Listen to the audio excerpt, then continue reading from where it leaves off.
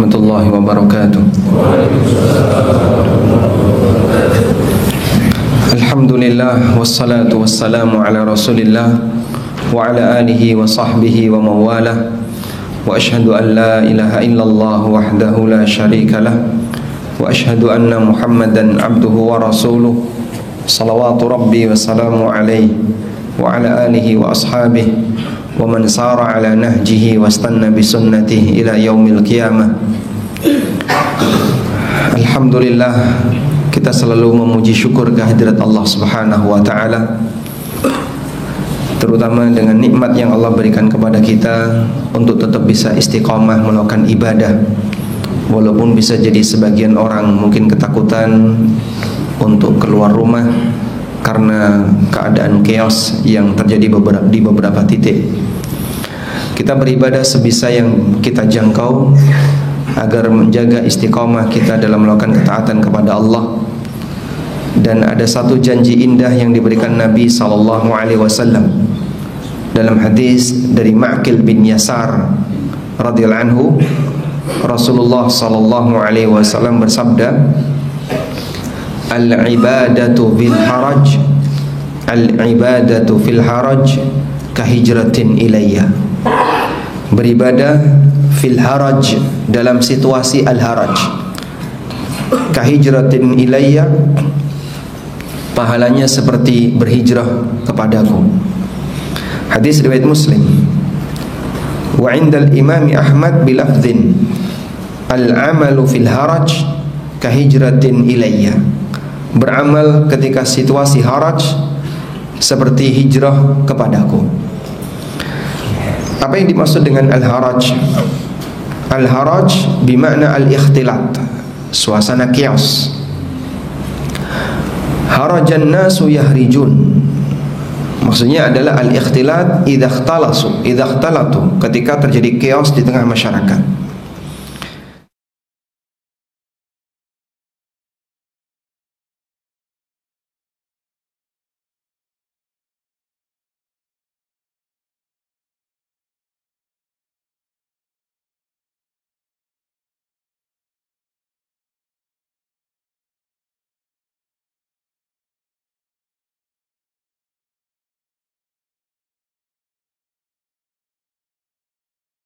Yang dia menjaga istiqamah untuk tetap beribadah kepadanya, tetap melaksanakan sholat 5 waktu, tetap melakukan ketaatan kepadanya.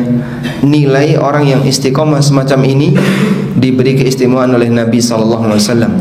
Al-ibadah, dalam riwayat yang lain al-amal, orang melakukan ibadah atau melakukan amal fil harji, dalam situasi genting, dalam situasi ketika terjadi chaos, kahijratin ilayya, status pahalanya seperti hijrah kepadaku. Dan ada satu pesan yang disampaikan oleh Musa alaihissalatu wassalam dalam ayat yang tadi dibaca oleh penulis, yang dibaca oleh imam ketika salat subuh. Musa alaihissalatu wassalam mendapatkan pesan dari Allah Subhanahu wa taala agar mengajak Bani Israel untuk tetap melaksanakan sholat. Di tengah mereka mendapatkan tekanan dari siapa? Fir'aun.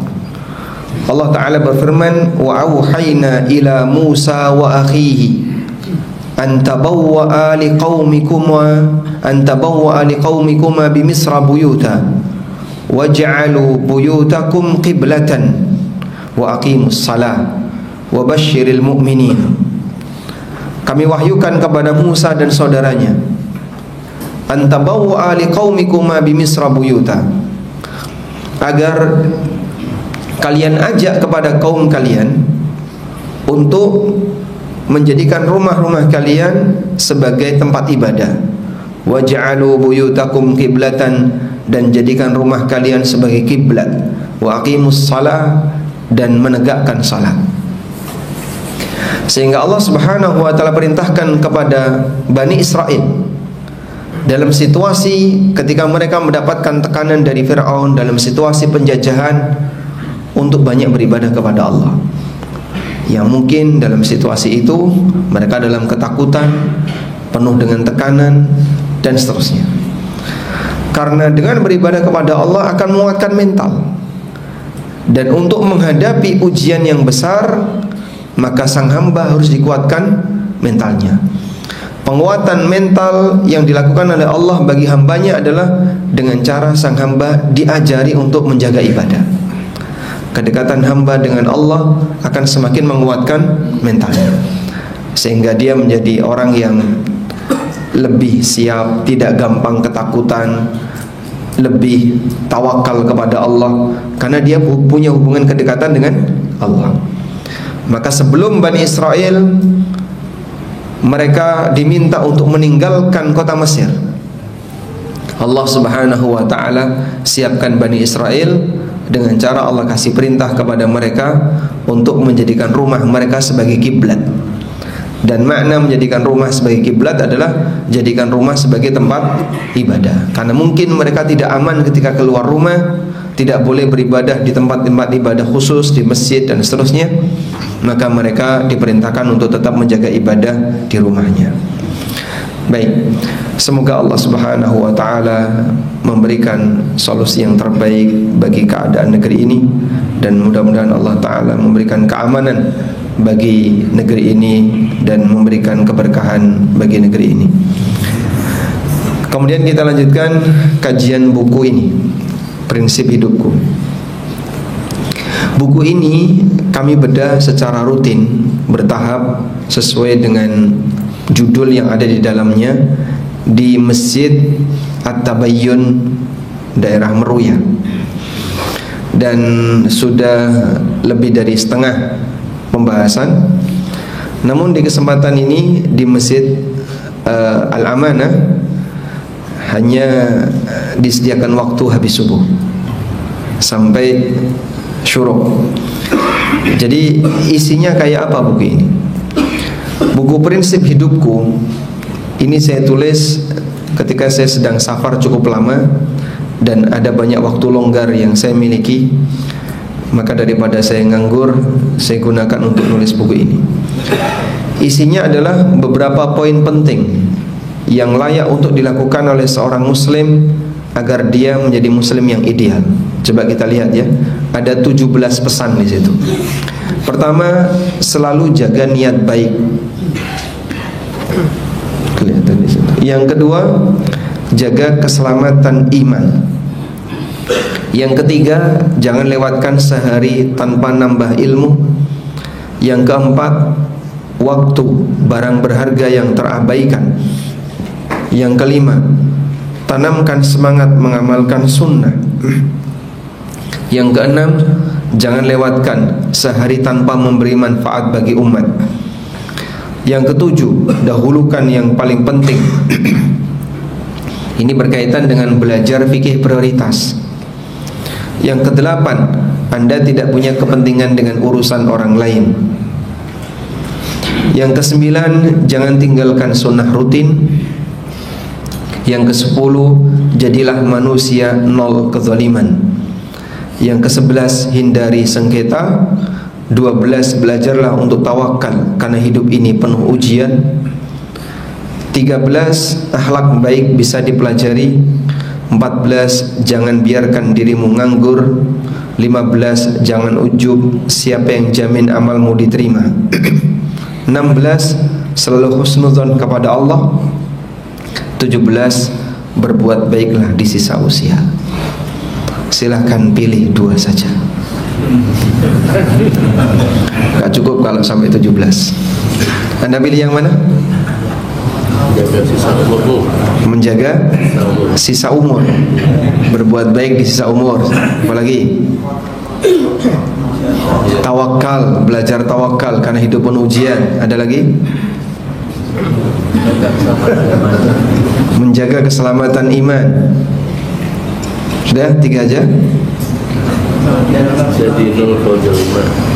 Jadilah manusia nol kezaliman. Sebelumnya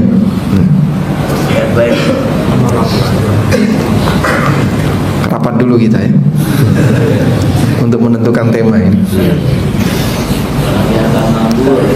Jangan biarkan dirimu nganggur. Masya Allah. tak punya kepentingan terhadap orang. Kamu tidak punya kepentingan dengan urusan orang lain. Sebutkan satu-satu lagi nanti semuanya. Baik. Intinya di sini hanya pesan-pesan sederhana untuk saya pribadi dan teman-teman sekalian pembaca buku Prinsip Hidupku. Mudah-mudahan dengan menjaga beberapa akhlak dan prinsip semacam ini kita bisa menjadi muslim yang ideal. Baik, mungkin coba kita dahulukan. Tadi ada usulan yaitu membahas tentang apa tadi? Menjaga sisa umur, itu paling ujung, Pak. Saya mau bahas sedikit tentang jangan lewatkan sehari tanpa menambah ilmu. Jadi ketika kita berbicara sebagai seorang muslim, kita diberi panduan oleh Allah Subhanahu wa taala, dan satu hal yang perlu kita pahami bahwa kita ini hidup dimulai dari nol. Kita ini hidup dimulai dari nol. Coba halaman 10. Kejauhan nih.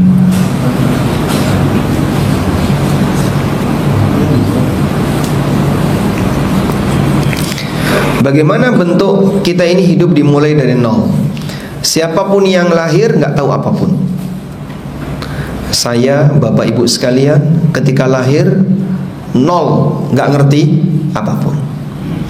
Termasuk juga para ulama kibar, ketika mereka lahir dalam keadaan nol. Apakah Imam Bukhari waktu lahir sudah hafal satu hadis? Mencuri start duluan, sehingga beliau bisa menghafal ribuan hadis. Jawabannya nol, sama seperti kita. Apakah Imam Syafi'i ketika lahir sudah hafal surat Al-Fatihah? Tidak. Beliau juga nol sebagaimana kita. Kita berawal dari titik yang sama yang ditegaskan oleh Allah Ta'ala dalam Al-Quran. Wallahu akhrajakum min butuni ummahatikum la ta'lamuna syai'a. Allah mengeluarkan kalian dari rahim ibu kalian dalam keadaan kalian tidak tahu apapun. Lalu Allah memberikan modal kepada kita dengan 3 modal yang ini merupakan sarana untuk belajar. Apa saja itu? Wa ja'ala lakumus sam'a wal absara wal af'ida. Allah jadikan untuk kalian ada pendengaran, penglihatan dan fuad. Al-afidah itu bentuk jamak dari kata fuad. La'allakum tashkurun, agar kalian mensyukurinya. Orang bisa mendapatkan ilmu dari jalur mana? Pendengaran dan penglihatan. Mendengar atau membaca. Lalu apa fungsi fuad? Fuad ini fungsinya mencerna dan menampung. Fuad itu seperti tempat untuk menyimpan apa yang sudah Anda pelajari. Sehingga misalnya Bapak duduk di sini bawa kucing. Kucing itu bisa melihat nggak? Bisa, Pak. Dia normal penglihatannya. Bisa mendengar nggak? Bisa. Apa buktinya dia bisa mendengar? Ketika dikesah gitu, dia lari. Sehingga kucing ini bisa mendengar, bisa melihat. Dia duduk di sini, nggak ngantuk. Tapi karena kucing nggak punya fuad, sehingga walaupun dia ikut kajian sampai selesai, paham atau tidak? Tidak. Karena dia nggak punya fuad. Binatang tidak punya fuad. Manusia diberi oleh Allah al-afidah, diberi fuad. Dengan bekal dia punya fuad, maka manusia bisa memahami perkataan, bisa memahami pembicaraan, dan bisa menampung, walaupun daya tampungnya beragam. Begitu Anda sudah selesai forum ini, sampai di luar ditanya orang, tadi kajiannya isinya apa? Oh, tadi sempat bahas ini, bahas ini, bahas ini. Anda masih nyantol dikit-dikit lah, walaupun nggak 100%. Tapi setidaknya masih bisa punya sedikit memori dari apa yang Anda dengar. Itu apa itu? Fuad. Ya. Nah, Allah Subhanahu wa taala menyatakan di bagian akhir, la'allakum tashkurun, agar kalian mensyukurinya. Maksudnya adalah ini nanti akan dihisab. Sehingga Bapak Ibu perlu meyakini bahwa inna sam'a wal basara wal fuada kullu ulaika kana anhu mas'ula. Sesungguhnya pendengaran, penglihatan dan fuad nanti bakal dihisab. Kau sudah dikasih pendengaran, sudah dikasih penglihatan, dipakai apa? Apakah kau gunakan untuk mempelajari ayat-ayatku, firmanku, aturanku, ataukah lebih sibuk untuk membaca berita? Dan fuad ini bisa rusak kalau batin seseorang sering sakit. Maka orang kalau sering dongkol, sering sakit hati, sering jengkel, sering seperti itu, fuadnya gampang rusak. Anda bisa lihat ya, anak SMP atau SD, bahkan SD SMP, yang dia belum mikir masalah nafkah, dia belum mikir masalah keluarga, dia hanya diminta untuk mikir fokus belajar. Kemampuan dalam menghafal dengan kita lebih cepat mana, Pak? Hah? Lebih cepat anak-anak. Sehingga mereka dalam waktu cepat bisa menghafal. Kita kok susah sekali. Hafal depan, belum hafal belakang ya. Begitu sampai belakang, depan. Loh, katanya menghafal di usia tua seperti mengukir di atas air. Ini dulu, tapi sekarang sudah nggak terbukti itu. Sehingga sekarang orang tua susah untuk menghafal. Sudah susah menghafal, gampang hilang. Jadi memorinya sudah rusak. Kenapa? Mereka terlalu sering bergesekan. Baca berita politik apalagi, terus Anda sakit hati, Anda dongkol, mau diluapkan pakai apa nggak bisa, bisanya hanya ngumpat, lalu naruh komentar dan seterusnya. Tapi sakitnya hatinya nggak hilang, sakit hatinya nggak hilang, dan itu menyebabkan Anda rusak fuadnya. Makanya jaga fuad ini baik-baik ya. Jangan sering disibukkan dengan sesuatu yang membuat Anda jadi kepikiran sehingga Anda tidak bisa fokus untuk belajar. Dan Anda bisa lihat ya, mikir. Satu, mikir pelajaran.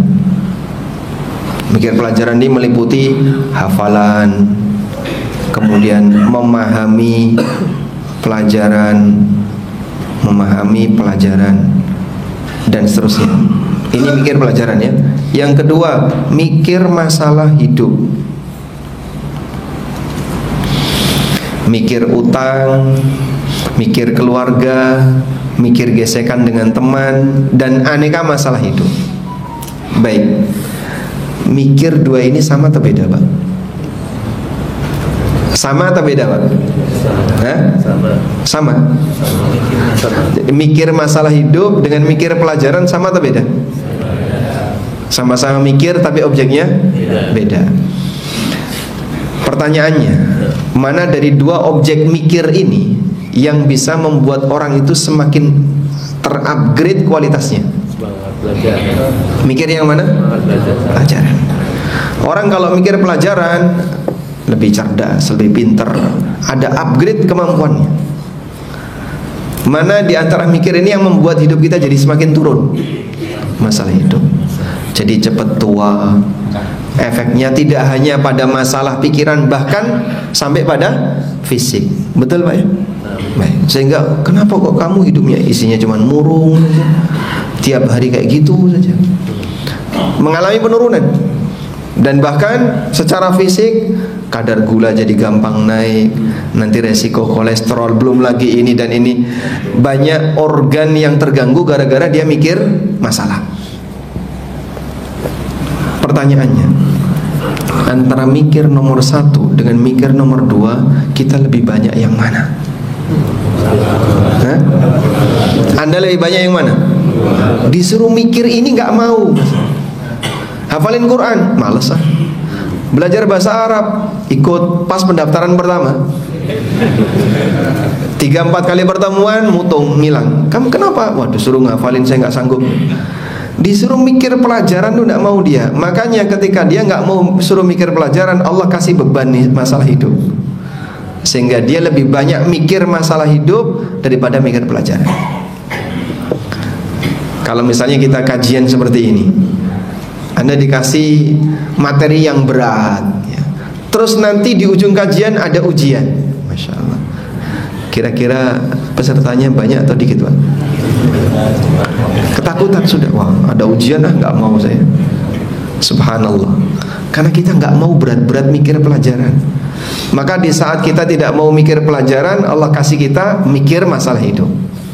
Sehingga sebenarnya mikir itu pilihan, Pak. Anda lebih pengen mikir yang mana? Tayyib. Masih ingat mungkin Bapak Ibu punya pengalaman ketika kita sekolah dulu ya. Kalau besok kita mau ujian apa ya, yang paling banyak menghafalkan biologi ya. Misalnya ujian biologi. Besok adalah ujian biologi. Jam 1 mulai. Oh enggak jam 1, jam 7 mulai. Ujian sesi pertama biologi.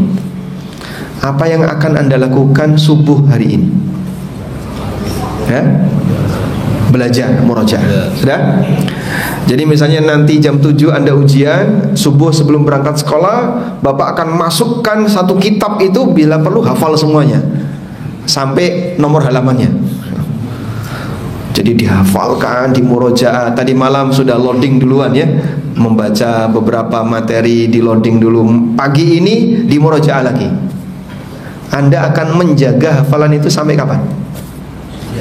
Sampai ujian. Begitu Anda ujian, Anda merasa senang. Apa yang Anda hafalkan, apa yang Anda pelajari banyak masuk di soal. Wah, ngerti saya, bisa jawab semuanya, selesai ujian. Begitu keluar dari ruang ujian, plong. Ya. Anda merasakan apa? Plong itu melepas ilmu. Begitu Anda plong, di saat itulah melepas ilmu. Dalam sekian waktu hilang semuanya. Betul kan Pak? Begitu Anda sudah lulus sekolah, kemudian ilmu itu sudah tidak Anda murojaah lagi, dalam sekian waktu hilang semuanya.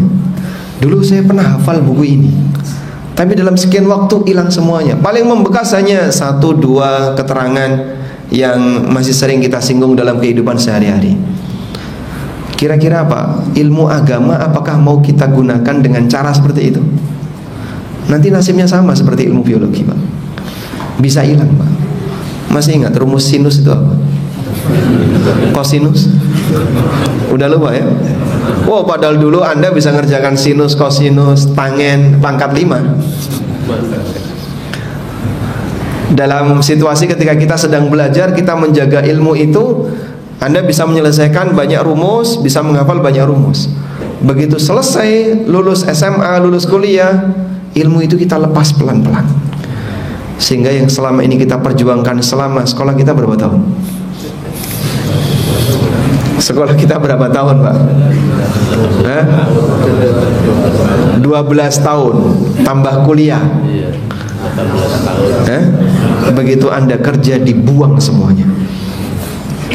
Andai kan 12 tahun itu Anda gunakan untuk belajar buku agama, jadi ulama bibar.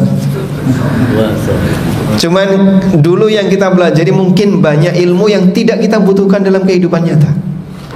Jadi begitu kita selesai kuliah, lulus, mungkin Anda tidak lanjut S2, berarti kurang lebih Anda belajar dalam waktu 16 tahun, 12 tahun untuk pendidikan dasar, 4 tahun kuliah, Anda lepas semuanya setahap demi setahap, hilang semuanya.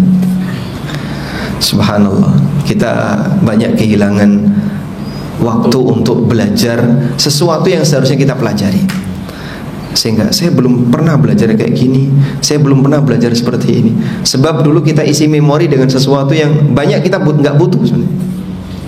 Baik, makanya sekarang coba kita alihkan konsentrasi mikirnya ya.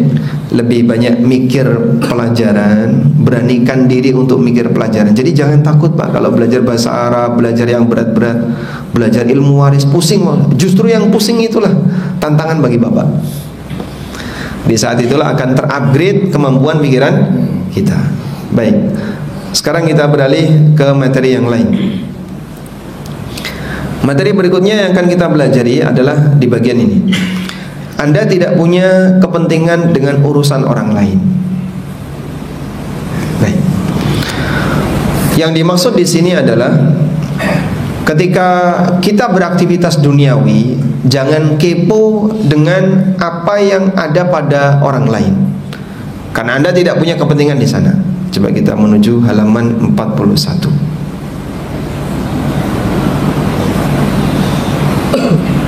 Halaman 41. Rasulullah SAW berikan kita sebuah bimbingan. Min husni islamil mar'i tarkuhu ma la ya'ni. Bagian dari tanda baiknya Islam seseorang adalah dia tinggalkan apa yang tidak menjadi kepentingannya. Sehingga jika bagi dia itu bukan hal yang saya tidak punya kepentingan dengan itu, sudah, Anda nggak usah kepo, nggak usah ngejar-ngejar dia dan seterusnya.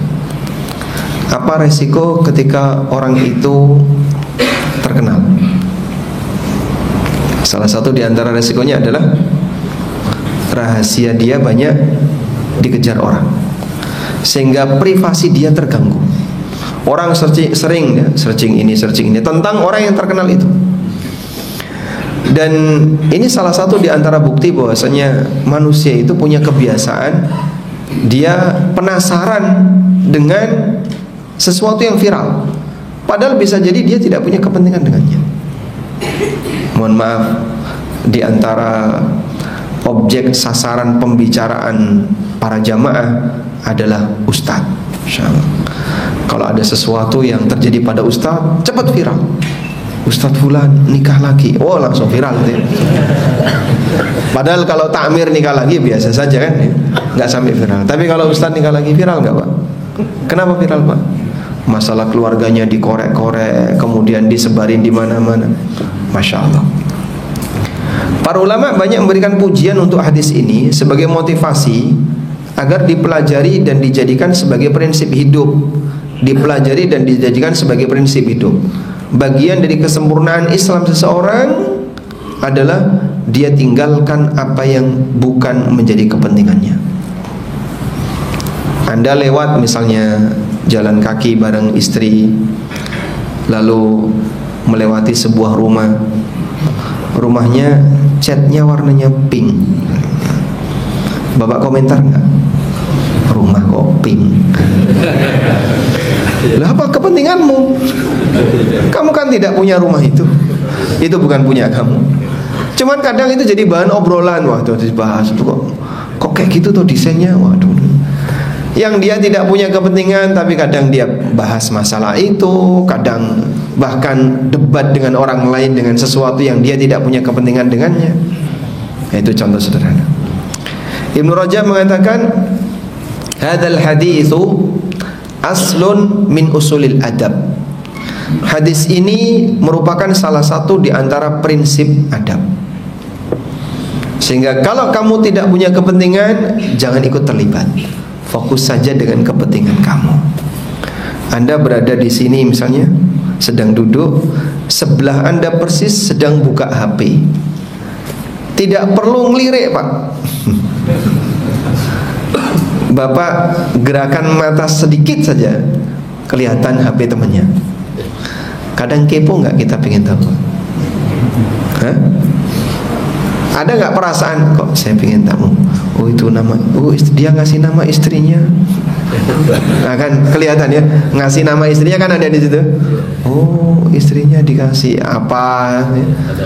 Tanda apa? Tanda love atau apa? Namanya apa?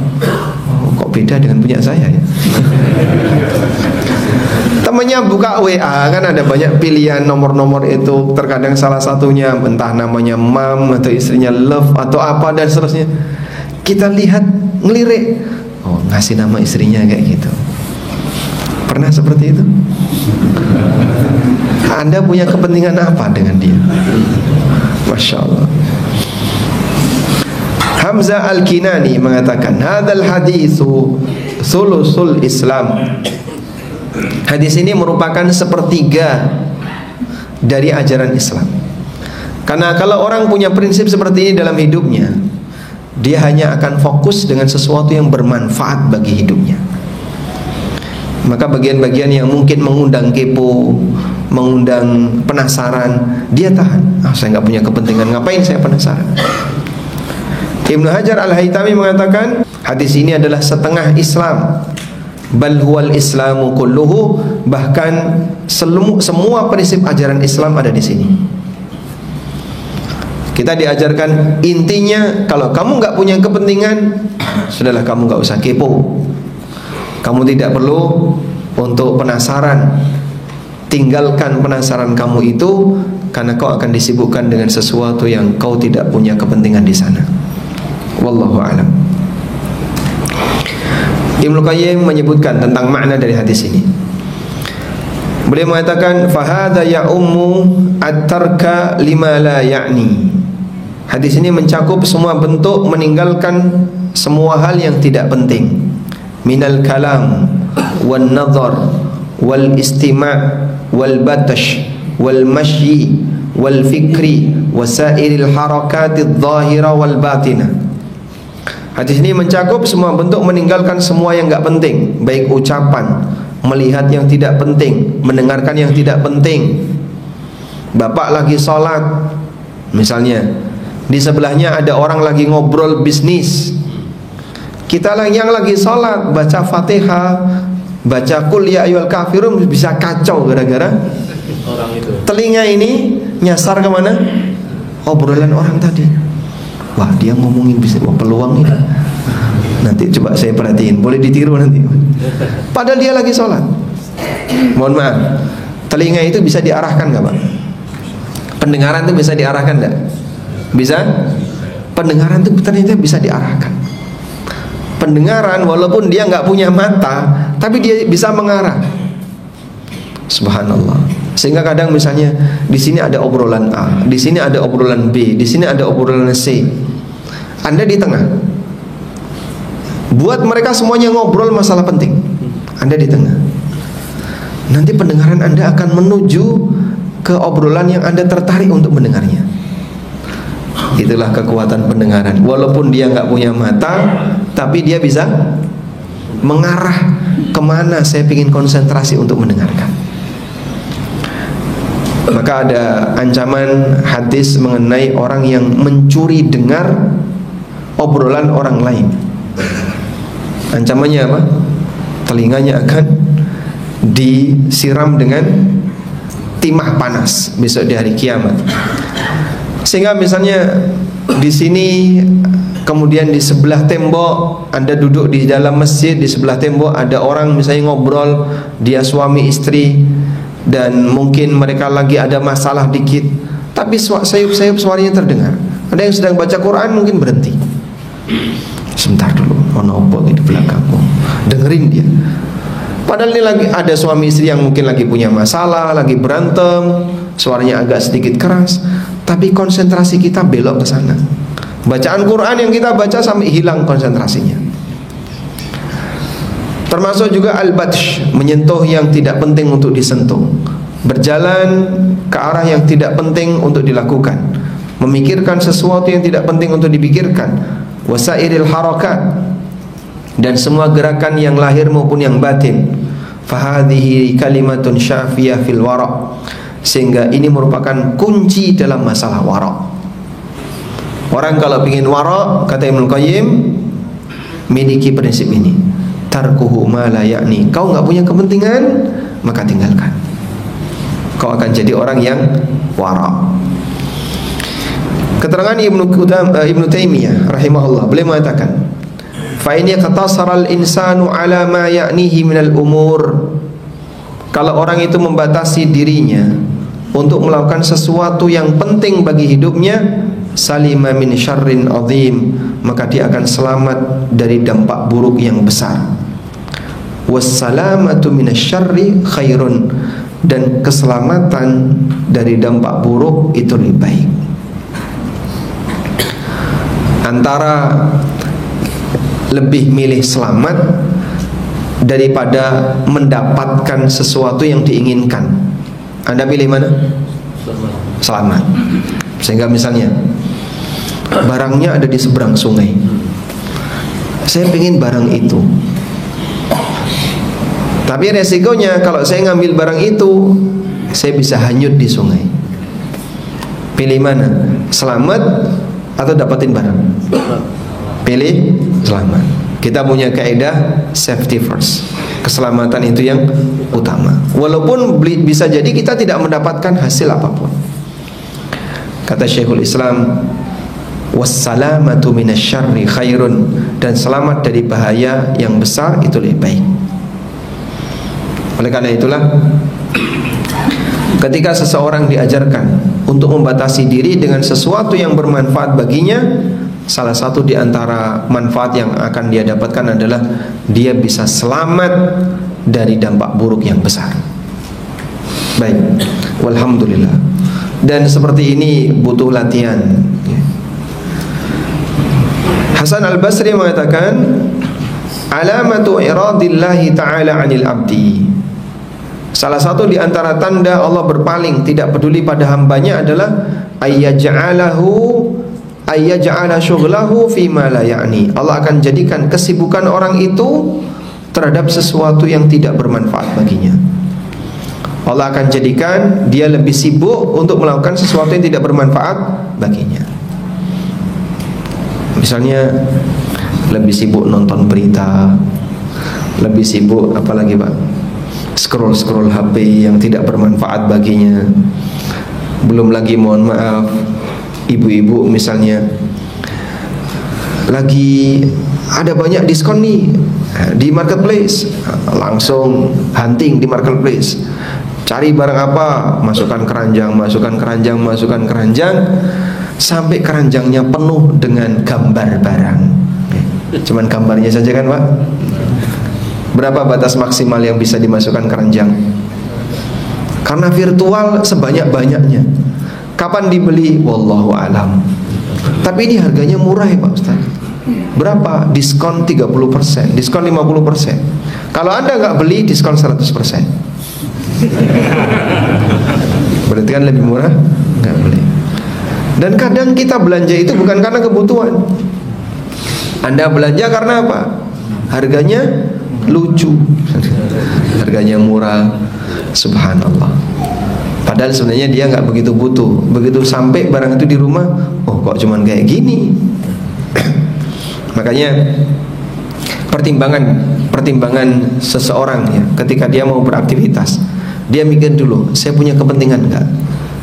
Di sini saya punya manfaat tidak? Kalau tidak, tinggalkan. Itulah prinsip warok. Dan orang kalau warok, maka dia akan selamat dunia akhirat. Wallahu a'lam. Baik, selanjutnya kita mau bahas materi berikutnya. Apa tadi? Hindari sengketa atau jadilah manusia yang nol kezaliman. Menuju halaman 53. Menjadi manusia nol kezaliman. Halaman 53.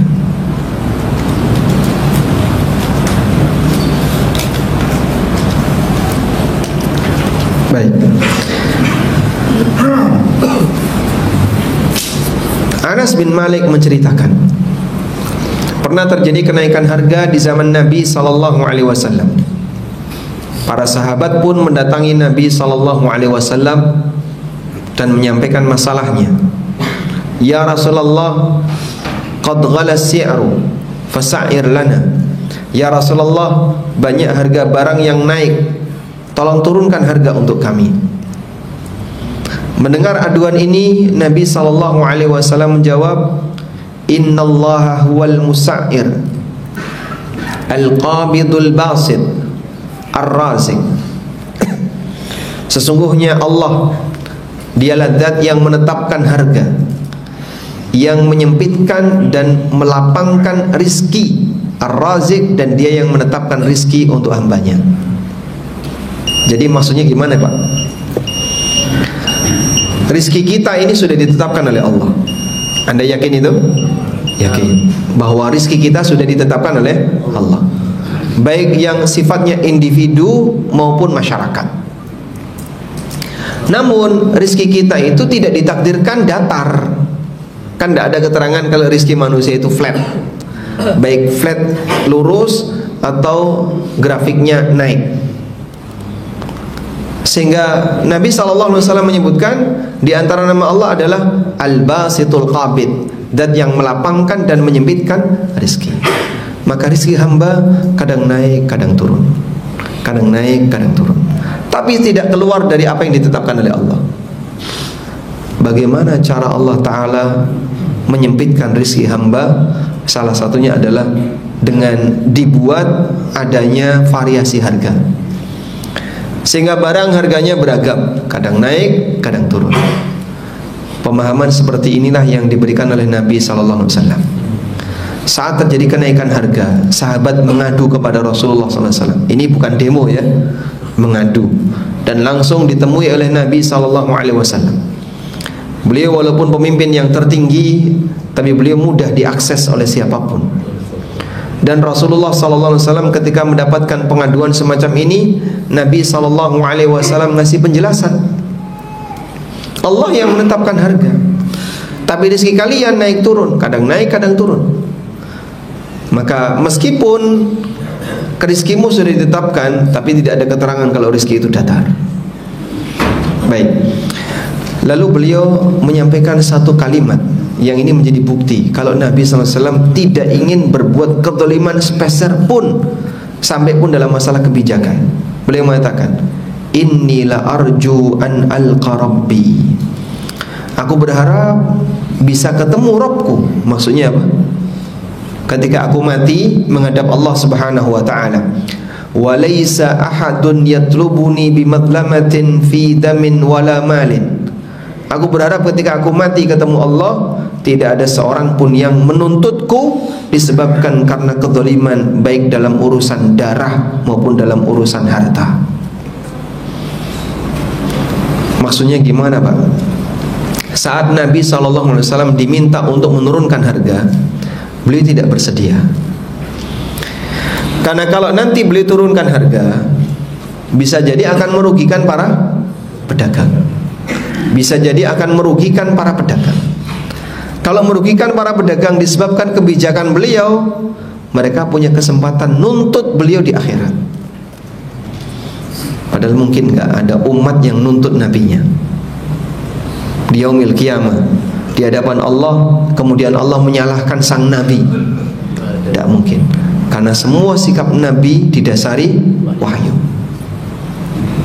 Artinya semua keputusan beliau pasti benar.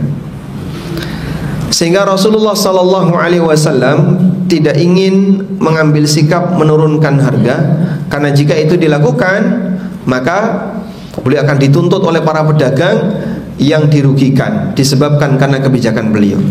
Kemarin kulaknya itu kami ambil 2 dinar, kami jual 3 dinar, sekarang diturunkan jadi 1,5 dinar. Harga kulaknya saja kami nggak sanggup. Gara-gara kebijakan itu kami jadi rugi. Itu sampai Nabi SAW nggak berani. Loh, tapi Pak, kan terjadi inflasi. Terjadi inflasi di luar kemampuan manusia.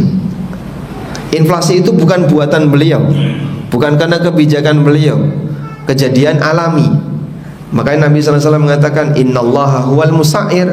Allah yang menentukan harga. Sebagaimana ada musibah A, musibah B, musibah C, ada musibah ekonomi berupa inflasi. Kalau itu di luar kesalahan pemerintah, pemerintah tidak bertanggung jawab.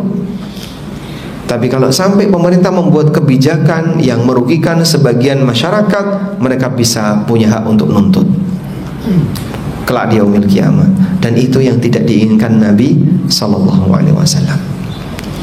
Masya Allah. Dari sinilah kita bisa perhatikan bahwa ketika Rasulullah SAW mendapatkan laporan tentang kenaikan harga, para sahabat meminta agar beliau menurunkannya. Namun beliau tidak berkenan membuat keputusan itu, karena bisa jadi mereka kulaan dengan harga yang mahal, lalu ketika harga diturunkan mereka menanggung kerugian. Dan Nabi SAW nggak berani untuk membuat kebijakan itu. Apa yang beliau khawatirkan? Beliau khawatir mendolimi para pedagang itu, sehingga mereka punya kesempatan untuk nuntut kelak di yaumil qiyamah.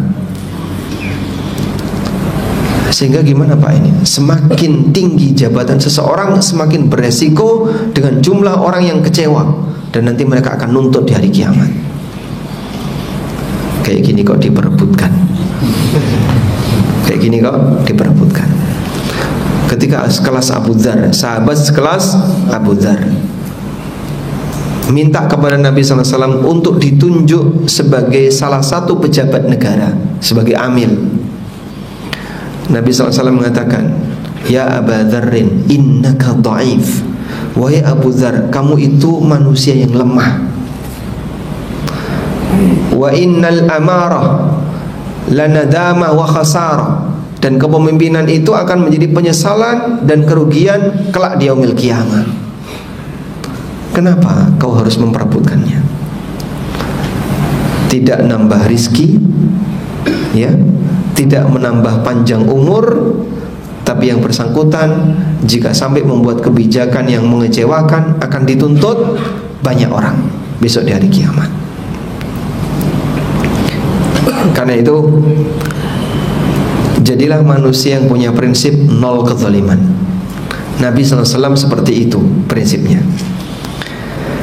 Karena itu Nabi SAW menceritakan keadaan, atau Aisyah pernah menceritakan keadaan emosi Nabi SAW. Beliau emosinya sangat stabil. Coba lihat di sini. Rasulullah SAW tidak pernah memukul siapapun, baik istrinya maupun pembantunya, selain pada saat beliau jihad fi sabilillah. Sehingga beliau menggunakan senjata hanya ketika jihad. Dan ketika beliau mendapatkan perlakuan tidak baik, beliau tidak marah kepada pelakunya, kecuali pada saat larangan Allah dilanggar. Sehingga beliau marah karena Allah, bukan marah karena membela diri. Ya, makanya Nabi SAW pernah memakai kain sorban, ditarik sama Badui dari belakang. Sampai namanya kain, Pak, ketika gesek leher beliau jadi merah. Begitu Nabi SAW noleh, oh Badui. Ya maklum lah, Badui. Tapi beliau tidak emosi. Itu kain beliau yang ditarik, bukan helm disenggol ya. Yang ditarik apa? Kain. Dan beliau kemudian melihat ke arah Badui itu, senyum.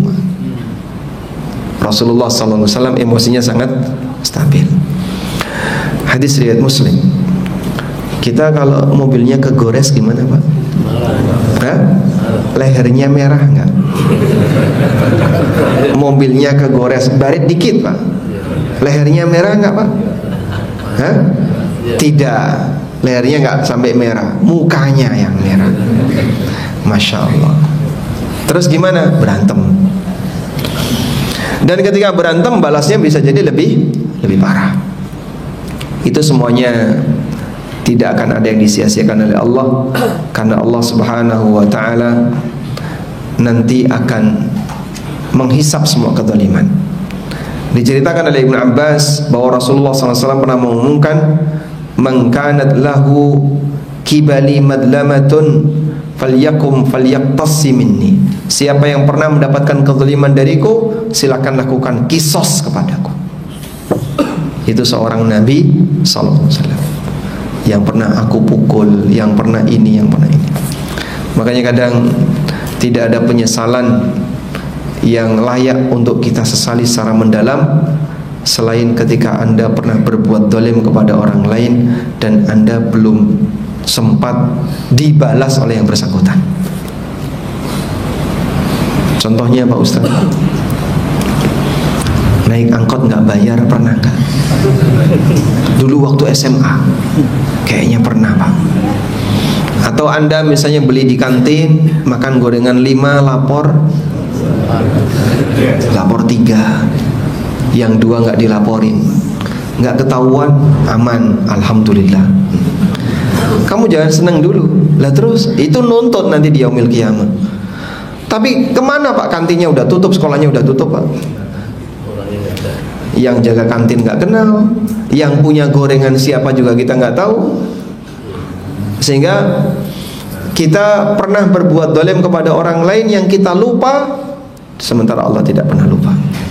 Allah Subhanahu wa taala menegaskan dalam Al-Qur'an, "Wala tahsabannallaha ghafilan amma ya'maludz zalimun."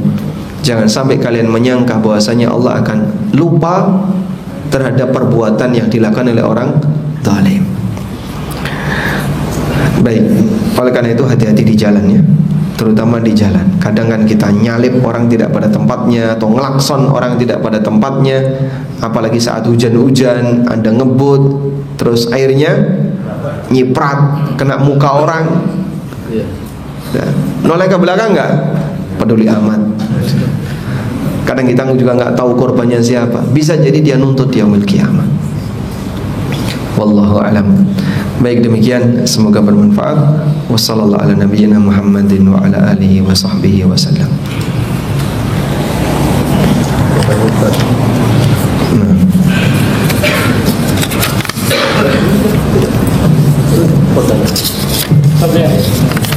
Assalamualaikum warahmatullahi wabarakatuh. Waalaikumsalam warahmatullahi Ya Ustaz, saya mau bertanya tentang menjaga waktu Ustaz. Bagaimana kita Ustaz sebagai orang tua menghadapi sistem pendidikan anak-anak yang setelah umur balita dekat sekolah sampai dewasa, sampai tadi sekolah itu sampai 16 tahun, 18 tahun. Keinginan orang tua adalah untuk menyiapkan masa depan anak. Semua begitu. Bahkan di Jawa sendiri mengatakan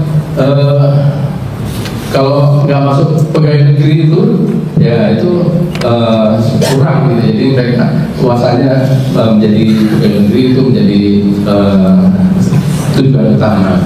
Jadi itu menjadikan waktu kita itu hilang. Bagaimana menyikapi seperti itu untuk menghadapi anak-anak berikutnya, Ustaz. Terima kasih. Wassalamualaikum warahmatullahi wabarakatuh. Waalaikumsalam warahmatullahi wabarakatuh. Kita layak bersyukur ketika kesadaran beragama masyarakat belakangan ini semakin meningkat. Sejalan dengan banyaknya kajian-kajian online, sehingga mereka bisa mengakses kajian itu dengan cukup mudah.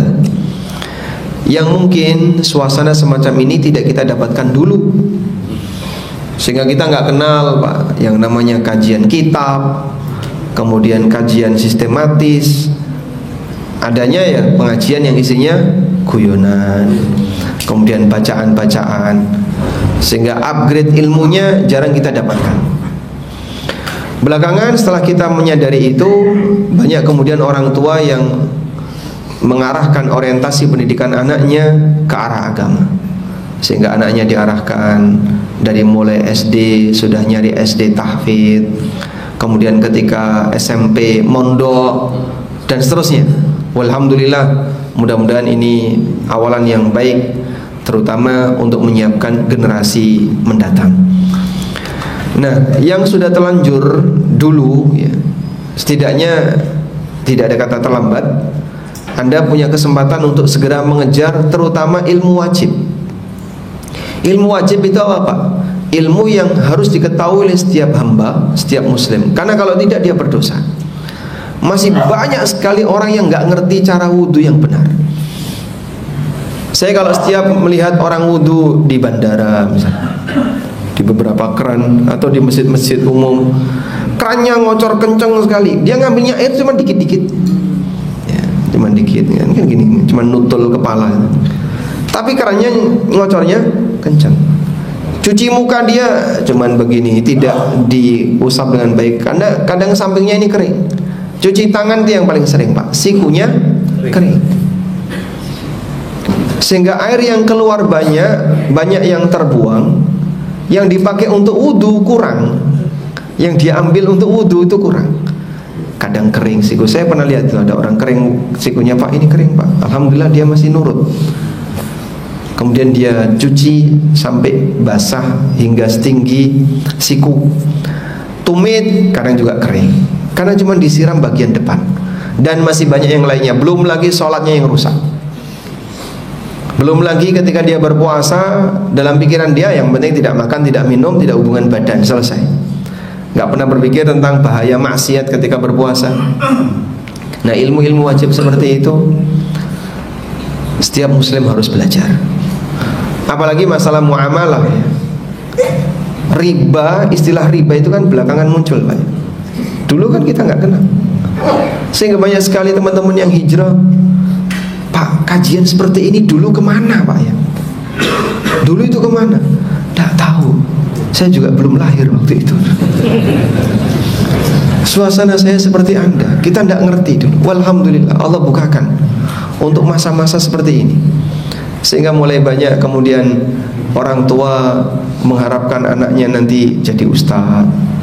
Ini Pak Ustadz, anak saya tolong doakan biar jadi ustadz, tolong doakan biar nanti jadi orang yang hafal Quran dan seterusnya, bisa kuliah di Madinah.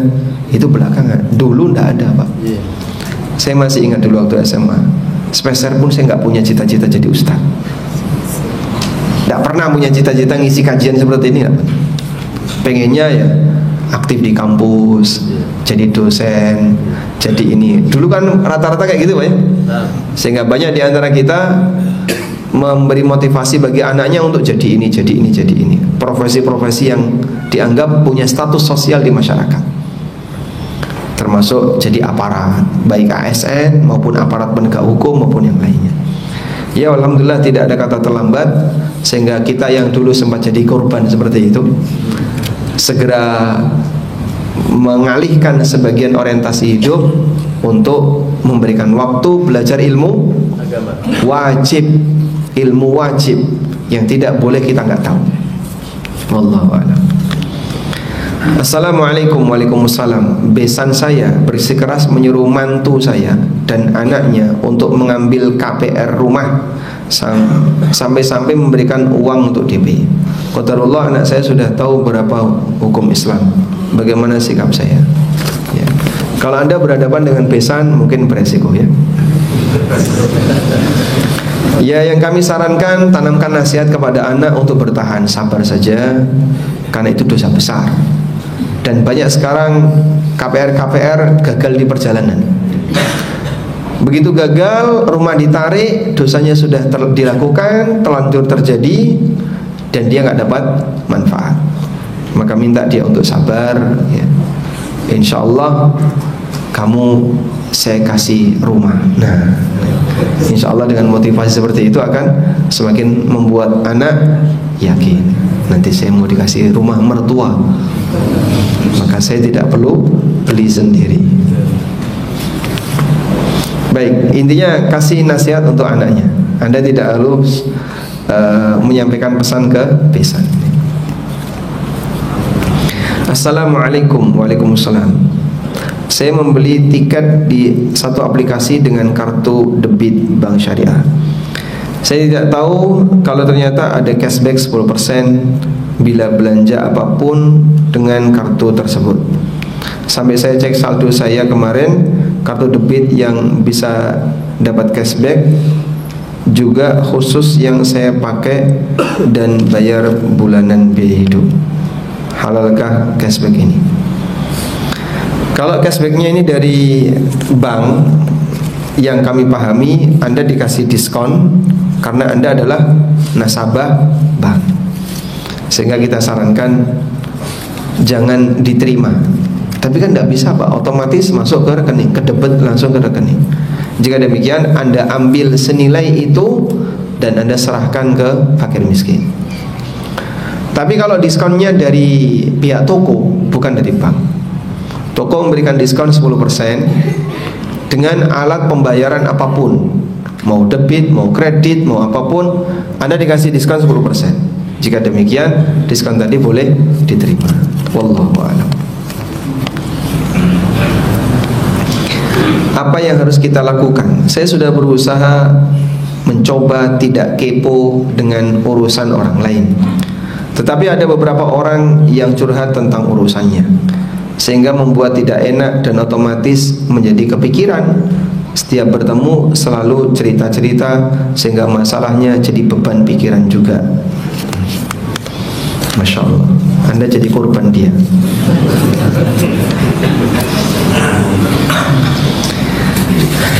Memang kita akui yang namanya perasaan itu butuh apa ya? Butuh jendela untuk membuang apa Pak? Udara yang tidak bagus keluar. Jadi kalau orang misalnya judek, punya pikiran tertentu, ada sesuatu yang ingin diungkapkan tapi ditahan, rasanya gimana Pak? Ya, dia dongkol, dia pusing, dia judek. Ada sesuatu yang pingin dia sampaikan tapi dia tahan. Rasanya gimana? Sakit hati dia, nggak nyaman, sehingga membuat dia jadi nggak nyaman, membuat dia jadi nggak fokus dan seterusnya. Seorang suami pingin menyampaikan sesuatu kepada istrinya berkaitan dengan misalnya kesalahan istrinya. Dia pingin ngoreksi istrinya, dia nggak setuju banget dengan itu, tapi dia nggak berani maju mundur. Saya nanti kalau ngomong dia sikapnya gimana Pak? Maju mundur. Sudah. Rasanya gimana? Nggak nyaman. Istri juga sama. Istri punya apa misalnya, nggak senang dengan salah satu sikap suami. Saya itu paling dongkol dengan yang kalau bapak sudah kayak gini. Tapi mau ngomong nggak berani, ditahan saja. Akhirnya cerita ke orang lain. Dia sedang buka jendela ya, untuk apa? Curhat ke orang lain. Sehingga ventilasi perasaan itu ketika nggak dibuka, rasanya nggak nyaman, bisa bikin stres. Oleh karena itu, jika memang tidak ada orang yang bisa menampung curhatan Anda, silakan curhat kepada Allah. Buka ventilasi curhat Anda kepada Allah. Dan berdoalah kepada Allah. Minta semoga Allah Subhanahu wa taala memberikan solusi yang terbaik untuk masalah Anda. Dengan demikian Anda akan terasa lebih ringan, biar tidak jadi beban pikiran. Nah, masalahnya kita yang diajak untuk curhat gimana Pak? Kok jadi ikut-ikutan kepikiran? Nah, itu yang nggak bisa nolak ya. Jangan curhat ke saya, jangan curhat ke saya. Wah, nanti dia bisa makin jengkel. Mungkin sebagai saran, setiap kali Anda menerima curhat seperti itu, pertama doakan ya, biar dia lebih tenang. Yang kedua, kalau Anda punya ilmu yang itu cukup solutif bagi masalahnya, sampaikan. Nah, seperti ini, coba kamu buat kayak gini, buat kayak gini. Mudah-mudahan nanti yang bersangkutan bisa mendapatkan solusi. Jika kita tidak mau bayar parkir, apakah tukang parkir nanti menuntut kita di akhirat?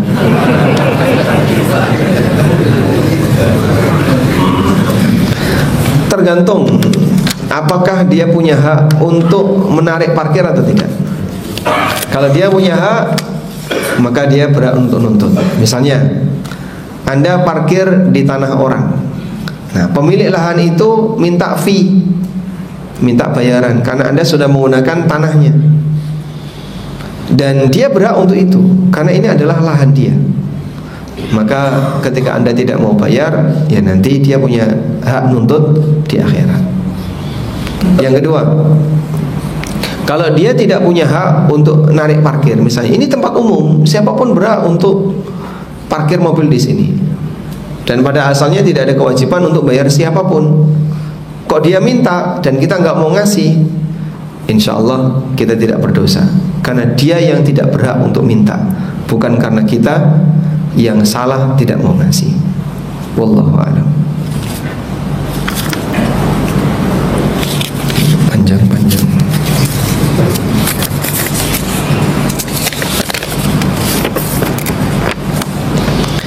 Kami ditipu agen travel sehingga gagal menunaikan haji. Kami janji pada Allah agar ketika uang itu kembali kami akan daftarkan haji lagi. Qadarullah, saat uang itu dicicil kembali, kami terlilit utang besar dan beberapa masalah hidup. Dosakah kami jika kami ingkar janji terhadap Allah? Nah, Anda coba buka surat At-Taubah tentang orang yang ingkar janji di hadapan Allah.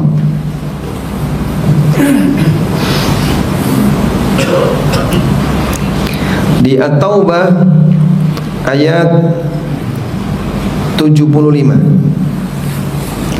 sampai 77,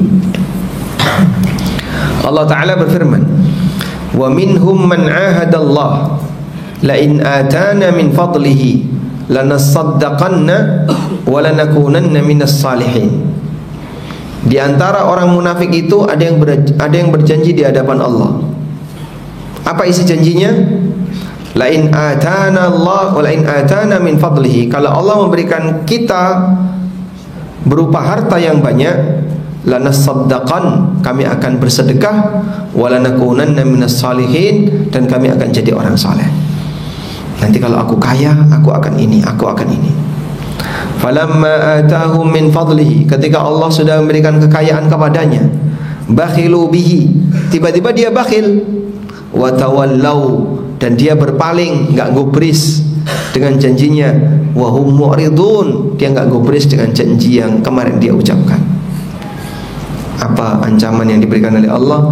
Fa'aqabahum nifaqa, Allah berikan hukuman kepada mereka berupa sifat kemunafikan fi qulubihim, di hati mereka, ila yaum yalqaunahu, sampai hari mereka ketemu Allah, sampai mati. Sehingga mereka langsung dijadikan orang munafik, berjanji kepada makhluk kemudian mengingkari, itu ciri munafik. Tapi kalau sampai sudah berjanji di hadapan Allah, lebih parah lagi. Awalnya dia berani janji kepada makhluk, dia ingkari.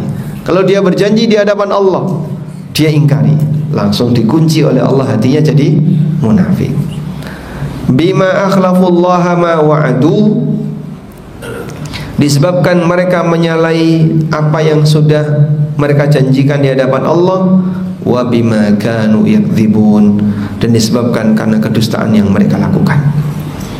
Kemarin katanya kalau dikasih kekayaan mau rajin sedekah, nyatanya setelah kaya lupa sedekah, nggak gubris dengan sedekahnya.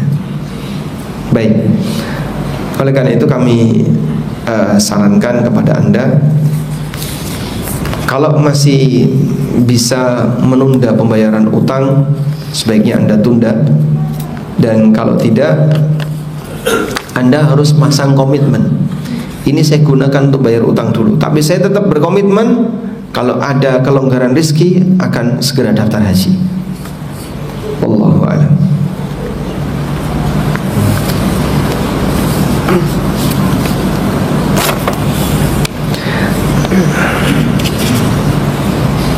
Assalamualaikum warahmatullahi wabarakatuh. Waalaikumsalam warahmatullahi wabarakatuh.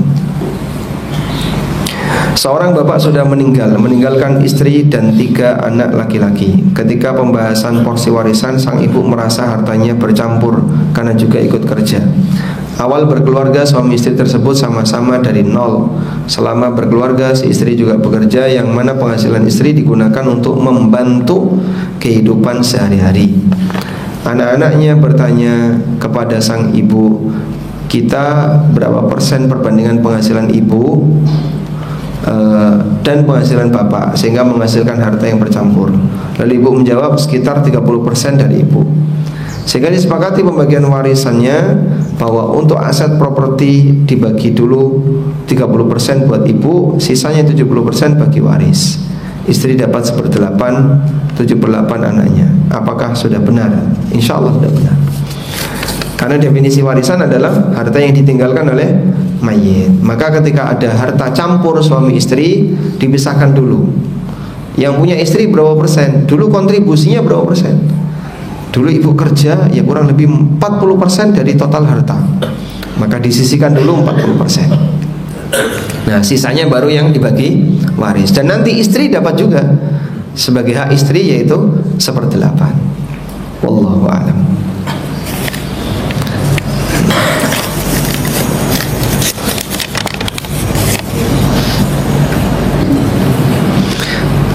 Assalamualaikum. Waalaikumsalam. Saya ayah dari 3 putra. Qadarullah beberapa tahun yang lalu Allah manggil putra pertama saat mondok. Sampai saat ini saya masih merindukan dia, karena menurut kami dia anak kami yang paling soleh dan penurut dibandingkan kedua adiknya. Zalimkah saya sama kedua anak saya yang lain? Bagaimana anak menghilangkan kerinduan anak saya yang kadang timbul dan membuat jadi sedih? Itu pilihannya. Kalau bapak ingin anaknya tetap bertahan di rumah, ya mungkin nanti kemampuan dia belajar tidak lebih banyak dibandingkan ketika di lembaga pendidikan. Sehingga saat Anda ingin anak ini jadi orang yang lebih serius ketika belajar, intensitas belajar yang lebih banyak, dibimbing oleh banyak guru, ya ada waktunya untuk lepas sesaat. Walhamdulillah, anak Anda dalam kondisi aman. Di sana mereka dirawat dengan baik. Anda masih bisa berkomunikasi. Dan masalah rindu ya, nanti bisa diobati dengan ya, datang ke pondok. Sementara untuk dua anak adiknya, apakah zalim? Jadi zalim itu bukan nuansa batin ya. Masalah seneng kepada salah satu anak itu manusiawi. Tapi kalau Anda memberikan sikap yang menampakkan tidak adil, zalim. Jadi misalnya ngasih hadiah hanya untuk anak pertama saja, adik-adiknya nggak ada yang dikasih, zalim. Karena ketika seorang bapak memberikan hibah harus apa? Sama, harus sama rata, laki perempuan 1:1. Wallahu a'lam. Walhamdulillahirabbil alamin. Mungkin itu yang bisa kita sampaikan. Semoga apa yang kita bahas ini bermanfaat. Allahumma anfa'na bima 'allamtana wa 'allimna ma yanfa'una warzuqna ilma. Pertanyaannya, mau buku yang mana? Bapak yang mana nih? Yang prinsip hidupku. Pertanyaan yang pertama, sebutkan cara Allah dalam menetapkan rezeki hamba. Melapangkan dan menyempitkan rezeki dengan cara memahalkan dan harga dibuat fluktuatif. Masya Allah, barakallah. Selanjutnya, apa yang dimaksud dengan fuad? Masya Allah. Kondisi batin yang ikhlas, yang tawadu terhadap ini apa? Fuad itu menerima, menyimpan dan memahami, Ustaz. Kemampuan batin dalam menyimpan, menerima, memahami dan menyimpan. Masya Allah. Fuad itu ada di mana? Di hati, Ustaz. Di hati atau di otak? Di hati dan atau di jantung? Yang dimaksud organ fuad itu yang mana? Wallah. Barakallahu fikum. Baik. Selanjutnya,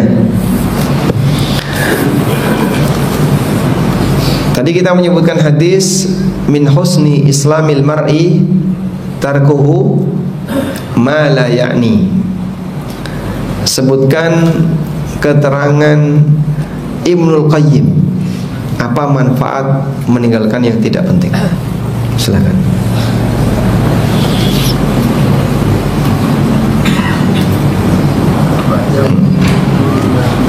Yang tidak penting bagi dalam hidup.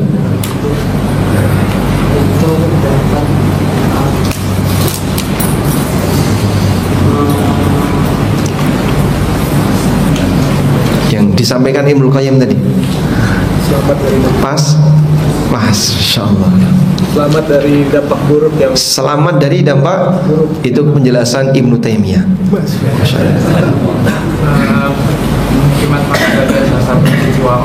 Agar bisa lebih wara, Masya-Allah. Nah, dapat. Baik. Selanjutnya, tadi kita membahas tentang manusia hidup dimulai dari nol. Allah kasih 3 modal untuk belajar. Masya Allah. Silakan Pak. Pendengaran, penglihatan, pemahaman atau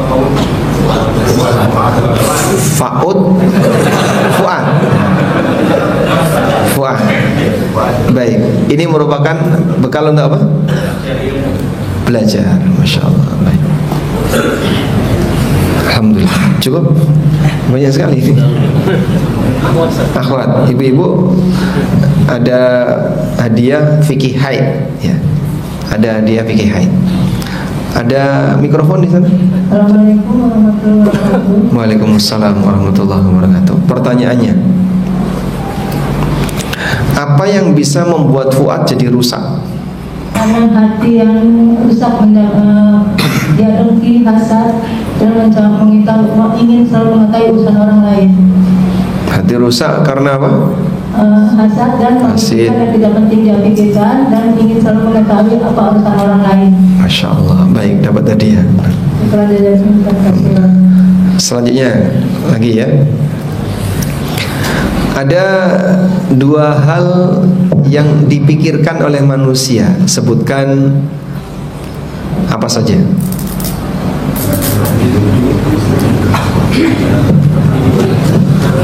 Salah satu mencium pelajaran, kedua hidup. Mencium pelajaran tuh seperti memahami pelajaran di sekolah atau sedang mempelajari ilmu pengetahuan. Kalau untuk mikir hidup itu seperti mikirin tentang utang,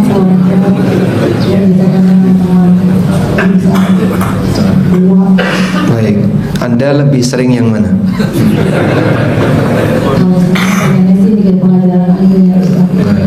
Tapi masalahnya banyak ya. Baik. Selanjutnya yang ketiga, pertanyaan ketiga ya. Apa ancaman yang diberikan oleh Allah bagi orang yang berjanji di hadapan Allah tapi mengingkari?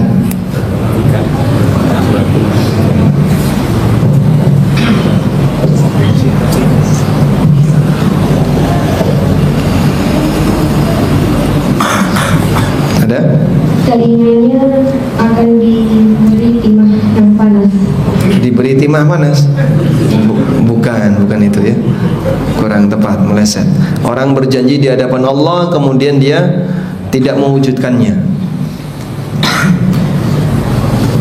Dicap sebagai orang munafik.